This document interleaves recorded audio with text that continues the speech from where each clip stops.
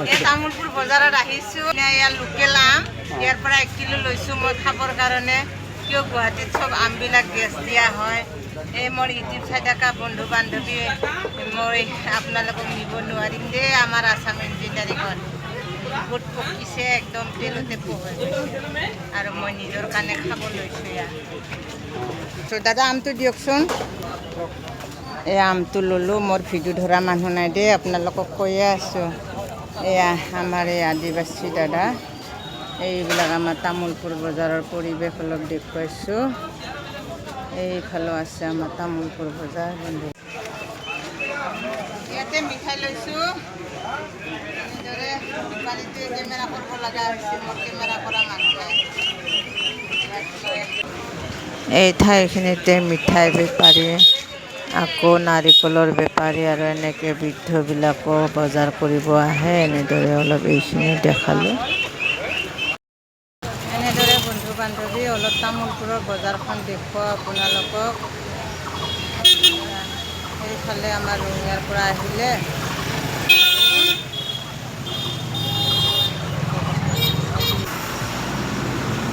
আৰু এই ট্ৰাক যে গৈ আছে, এই ৰাস্তাটো হৈছে ভূটান যোৱা ৰাস্তা। এয়া বন্ধু বান্ধৱী তামোলপুৰৰ বজাৰৰ পৰিৱেশবিলাক অলপ দেখুৱাইছোঁ।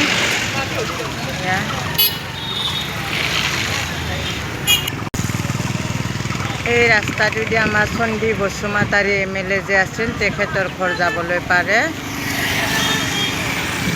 আৰু এনেদৰে তামোলপুৰৰ বজাৰৰ পৰিৱেশবিলাক অলপ দেখুৱাইছোঁ।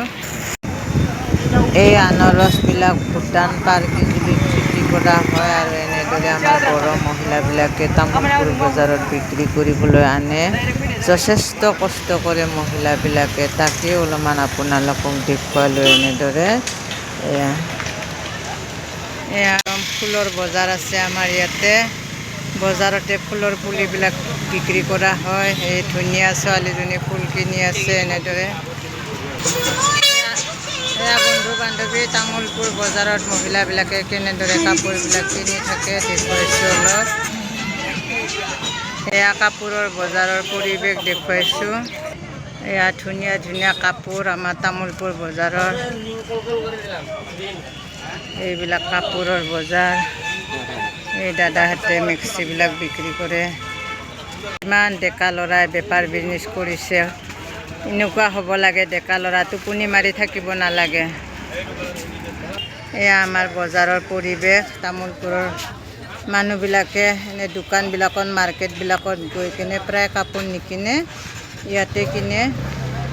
এনেদৰে বজাৰৰ পৰিৱেশটো দেখাওক।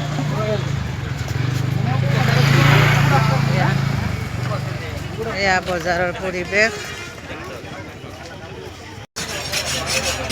এয়া তামোলপুৰ বজাৰৰ ডলা চালঙি।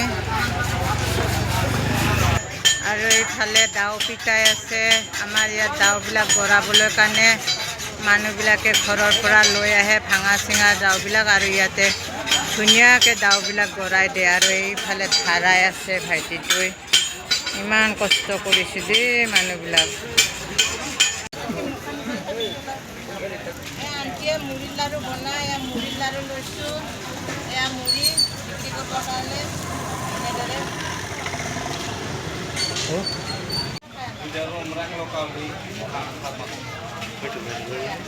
এয়া মোৰ ঠেলা টানা দাদাটো। কিবা ঠেলাখন মোক টানিব দিছিল, এইবাৰ বোলে নেদে, লাজ লাগছি। এইবাৰ কৈছে তুমি উঠাবা বুলি কৈছে। নৰিম উপায় নাই বন্ধু বান্ধৱী, ঠেলা টানিবই লাগিব। মই দাঙিব নোৱাৰোঁ। ইয়াত 40 কেজি আছে।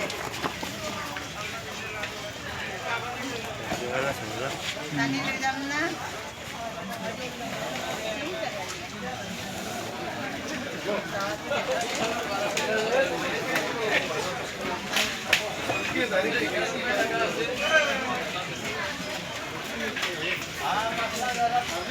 এতিয়া আমি গুৱাহাটীত যাম।